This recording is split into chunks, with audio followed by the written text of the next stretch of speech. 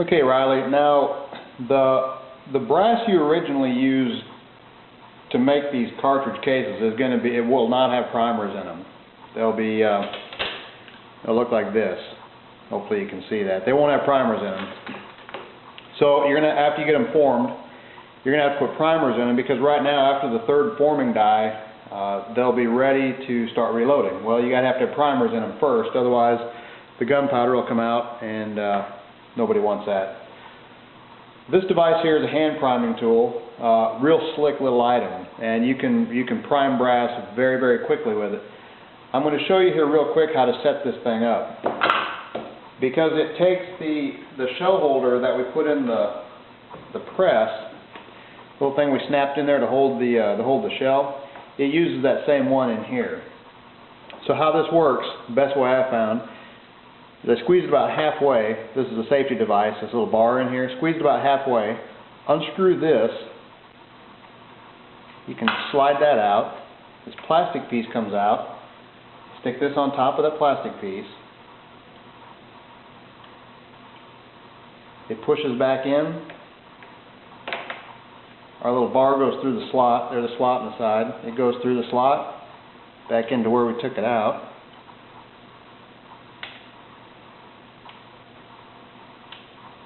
Then we screw that back in to hold it in place. And then we drop this in. This little thing is kind of critical. This is set up for large rifle primers, because your cartridge, this 35 Kinzer, takes large rifle primers. This little piece of metal, it looks pretty simple, and it is. There's not much to it. One end has a radius on it, and the other end is flat. You want the flat part up. The radius goes to the bottom, and the flat part goes up, and it just drops in the hole in the middle. That's all it does. So the flat part should be coming out of the top of that. Okay? Now this is a primer tray. This primer tray sticks into that hole right there. Just pushes in. It gets held down with friction. And this cap just slips out of the top. Now how this works is we take our primers. Because the cartridge case uses large rifle primers, you have to make sure that they're large rifle primers. So what we're going to do is, they sit in there like that, and then we flip them over on our little tray, and then we give them a little shake until they all turn the same direction.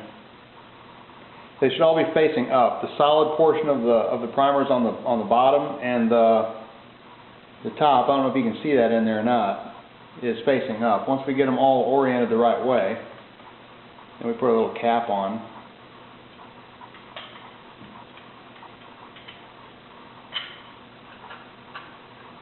There. Now it's real simple. Just kind of shake it.